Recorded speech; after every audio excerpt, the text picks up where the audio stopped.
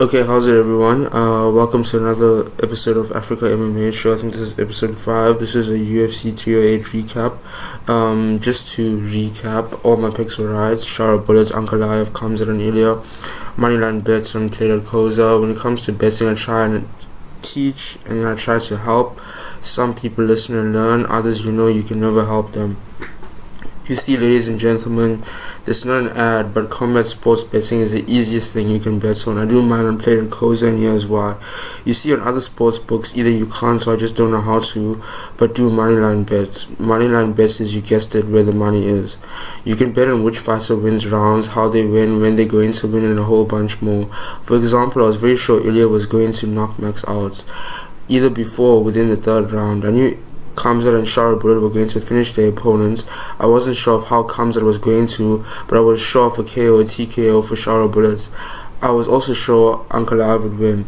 I could bet literally 100 Rand or $6 and then make 24,000 Rand or $13,000 on Play.coza. This is literally what everyone does, how we all bet, and the secret reason why we all go mad for MMA. Yes, the violence, the atmosphere, our favorite fights, it's all very exciting, but trust me when I say the dynamic is much different when you got money on the line with your money line. Going into performances, again, not surprised, kind of pretty much what I expected. I do think that Ilya does make a case for top 3 in pound for pound rankings. I think Dricus also makes a case for number 4 spots. I don't even think it really needs much experience, to be honest, but number 1, Islam Makhachev, Alex Pereira at number 2, Ilya Topuria at number 3, number 4, Dricus Du Plessis, and number 5, John Jones. I think my top 5 is not even that controversial. Islam makes sense at number 1. I think Alex is an easy 2. Ilya has trailblazed this year. He still remains undefeated. He's only getting more and more famous, but I think he also has an opportunity to add, dare I say, a lot more fans to the sport than Conor himself.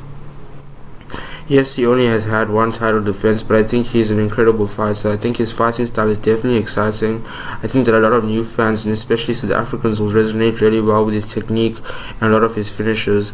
It was very hard for me to not put Dricus at the number 3 spot. He does deserve it. I could certainly argue for him to be at number 3 and make more than enough sense, but if I know Dricus, he isn't too concerned with pound for pound rankings. His main focus is defending his belts, building his legacy, flying the SC flag high, and fighting quality opponents that aid that project. This is why I think a fight with Alex Pereira at middleweight makes sense. Like I said, everyone wants Pereira to move down to middleweight at least one more time anyway. Most push for it to be Adesanya that was his opponent. I think no one wants to see that fight, to be honest, so we have the question of a promise to see AP at middleweight, but who? Save that. Yes, I want Kamzat to fight DDP. I'm a Kamzat fan. There is no flip-flopping. I also want DDP to take an O. I am a huge DDP fan and a patriot. This is my fellow countryman. This is South Africa as well. I want Dricus to have a legacy and have legacy building fights, and I want the same for Kamzat. I'd rather see Kamzat win the welterweight belt and challenge Dricus at middleweights. I'd rather see Alex challenge Dricus at middleweights, either be double champ and confirm Hall of Fame instantaneous legacy, or Dricus go up to light heavyweight and show why he is King Leonidas, ruler of Sparta, home of the brave.